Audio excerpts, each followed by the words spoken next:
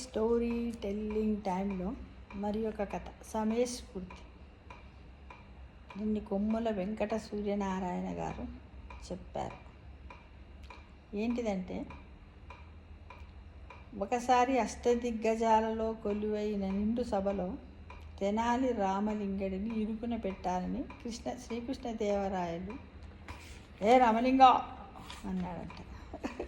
నీకు నేనంటే ఇష్టమా, నీ భార్య అంటే ఇష్టమా అని అడిగాడు.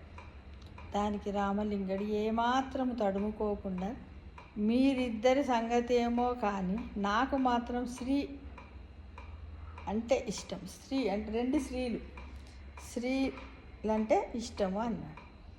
ఎవరా స్త్రీలు గద్దించాడు శ్రీకృష్ణదేవరాయ. ఎవరో కాదు మహాప్రభు, ఒక స్త్రీ శ్రీకృష్ణదేవరాయ, మరొక స్త్రీ నా శ్రీమతి అని బదులిచ్చాడు రామలింగడు. తెనాలి రామలింగడి సమయస్ఫూర్తికి ముగ్ధుడైన రాయలవారు వెంటనే అతనికి 100 వరహాలను బహుమతిగా అందజేశాడు.